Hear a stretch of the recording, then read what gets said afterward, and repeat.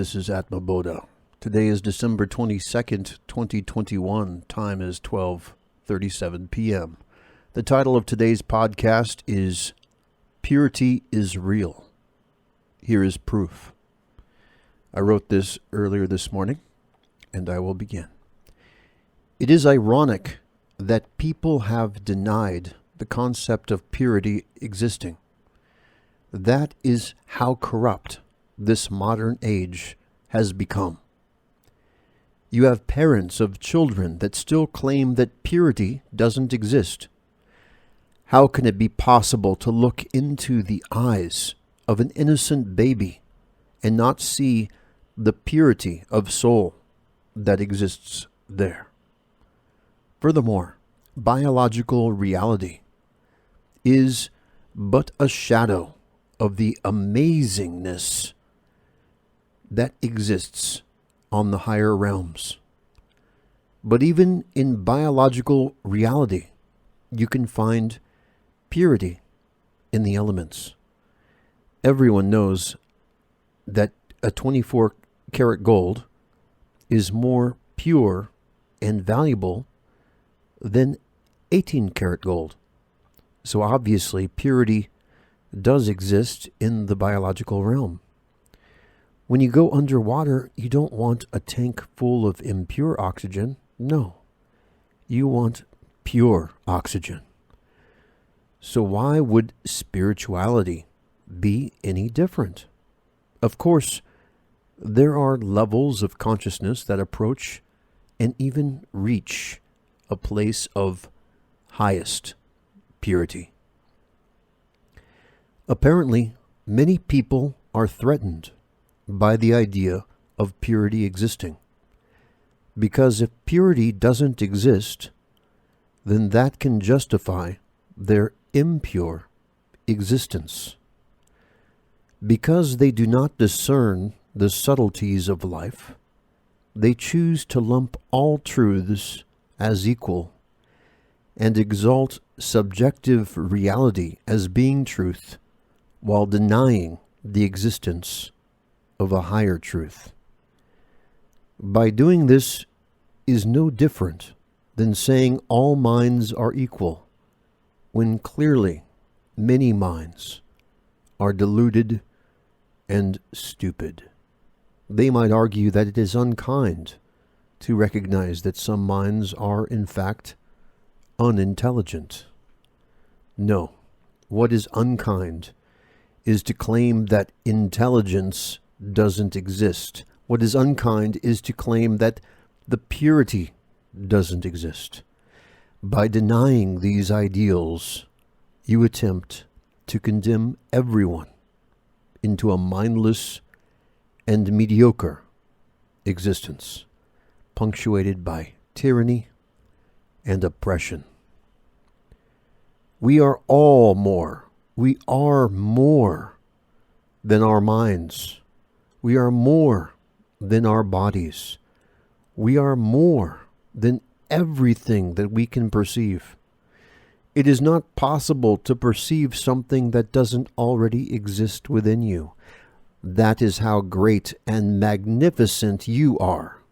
We should honor ourselves and aspire to the purest place of consciousness, whereby we can experience the best, the crescendoing culmination of individuality.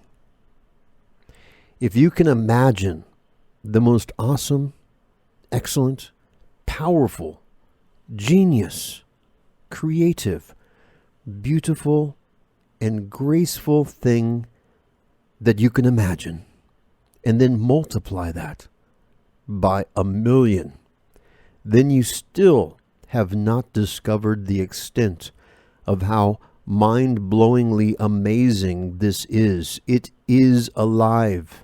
It is fully conscious, and you can have it empowering you personally in your daily life. The ultimate best is the place of highest purity. To deny this purity is to deny yourself the ultimate reality The greatest unending, rapturous, orgasmic ecstasy. This is what awaits you.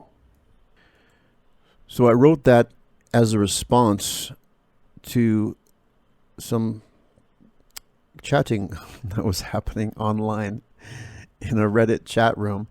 There are people that unironically believe that purity doesn't exist, that if you arrive at the most enlightened place, that somehow everything dissolves into a vanilla oneness, I guess, whereby nothing is pure and everything is equally corrupt, equally blended together in the time-space cosmic soup, I guess, is what they're trying to say.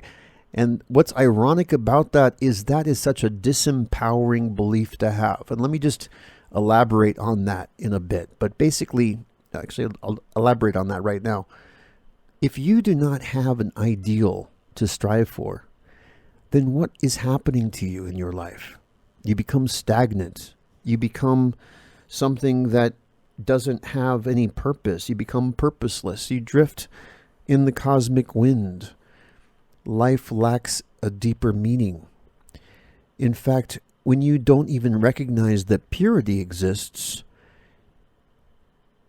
you're creating for yourself a reality whereby meaninglessness is the meaning, that having no meaning is the meaning of life. And unfortunately, or fortunately, a lot of people believe that, and that's what makes diversity of life so great.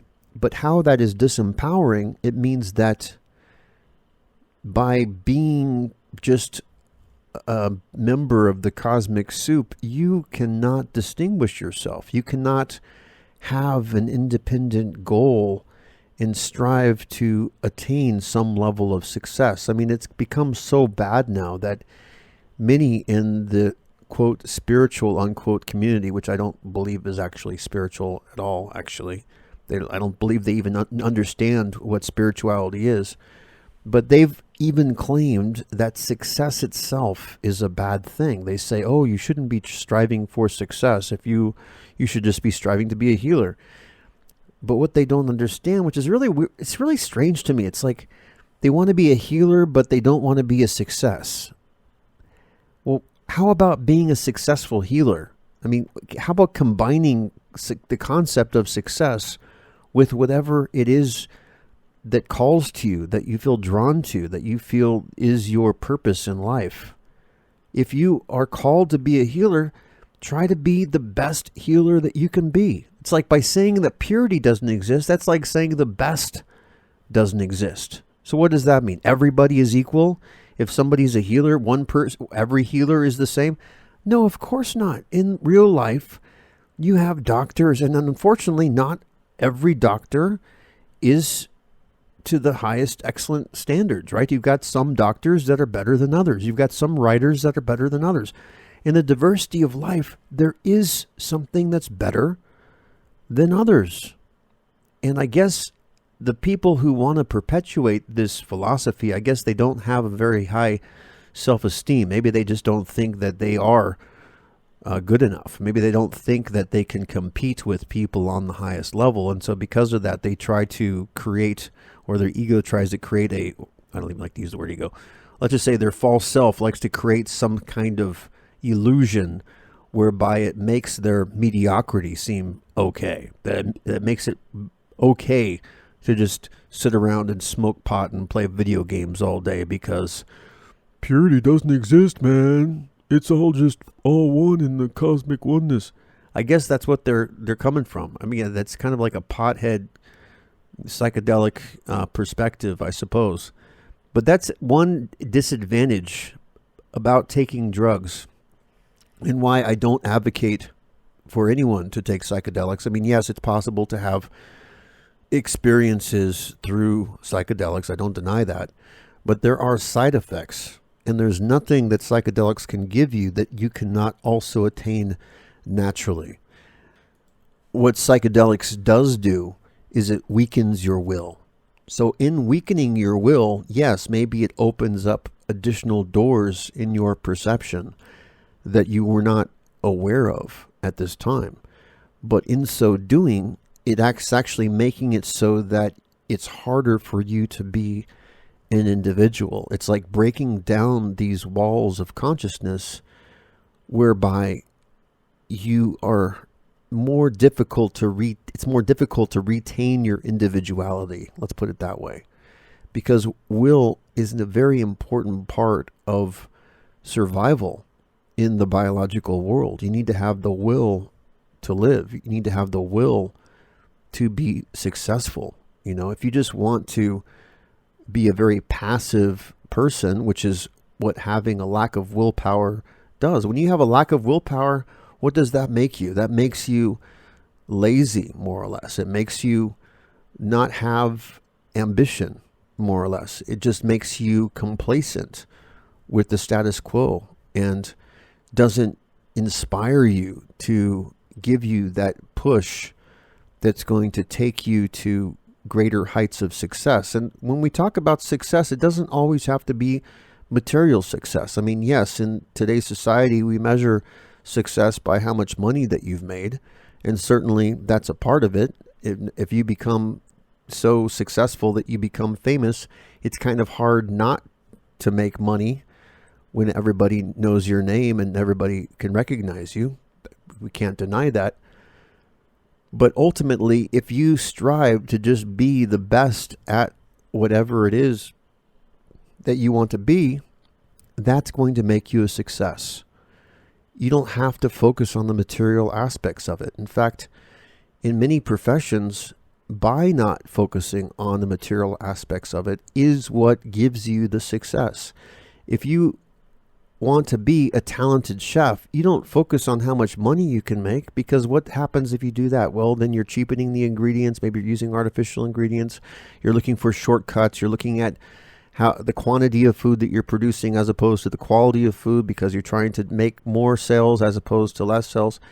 And so you're falling into this trap of mediocrity and lowering your standards, whereby, and that is not going to, that's not going to bring you to the highest heights of success. Why?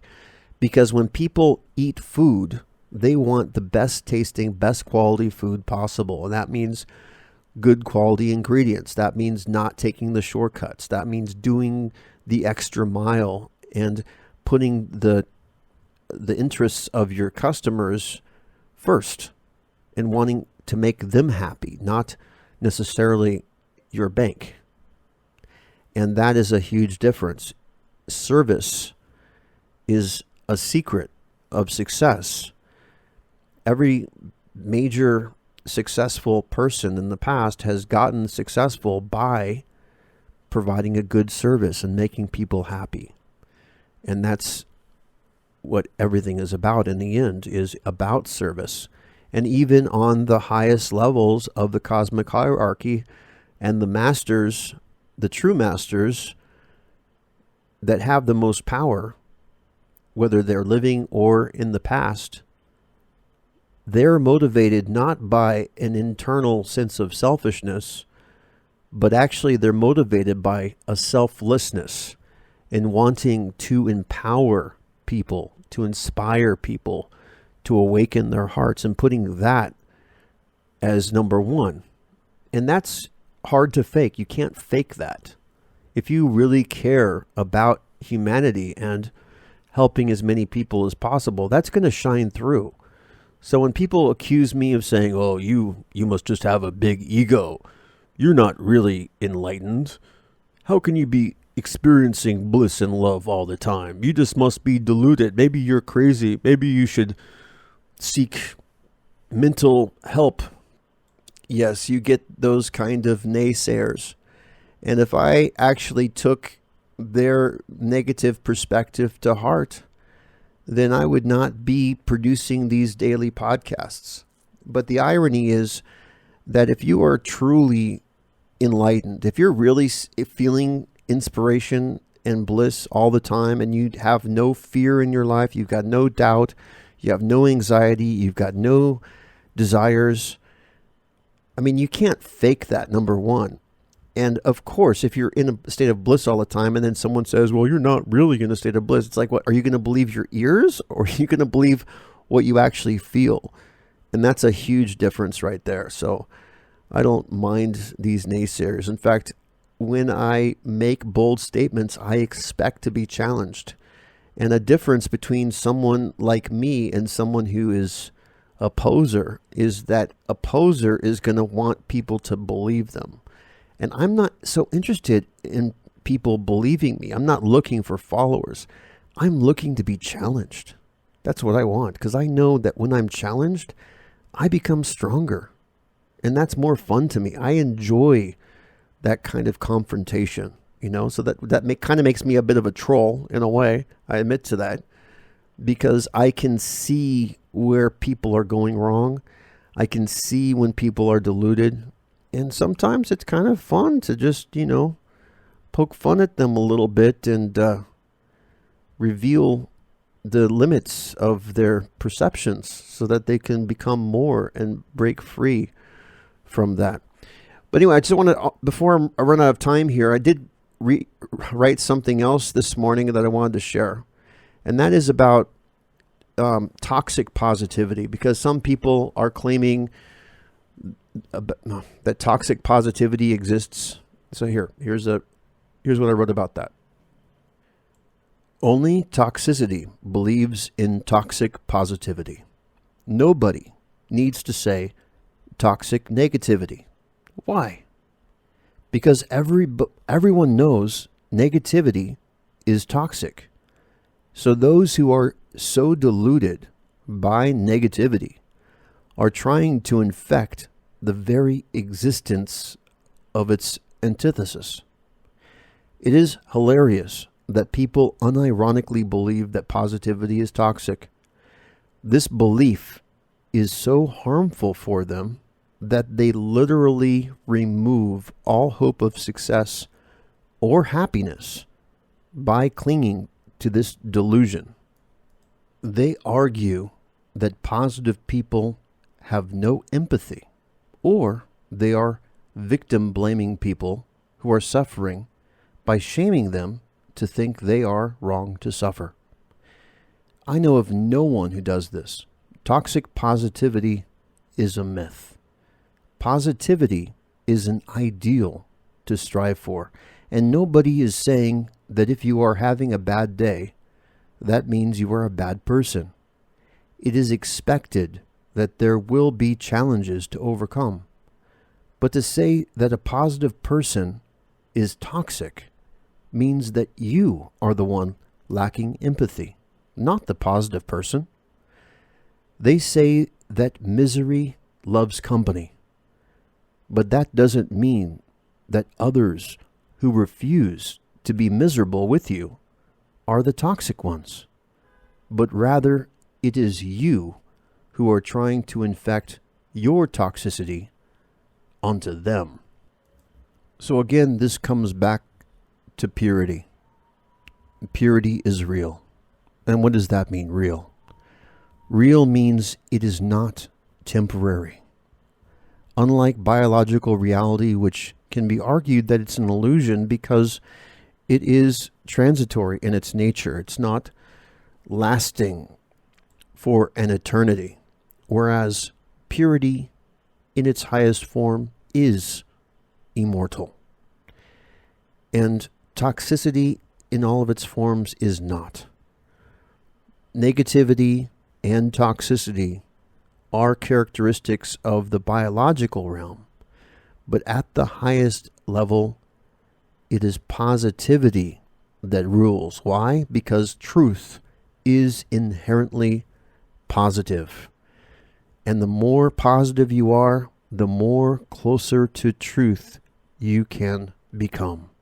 And that is the ideal, to be in that state of bliss and love all the time. And that is an amazing and positive experience. And it's not something that's toxic. It is the opposite of being toxic. And that's what I want everyone to be able to experience. This is Atmavoda signing off, and you have a fantastic day, and we will talk tomorrow.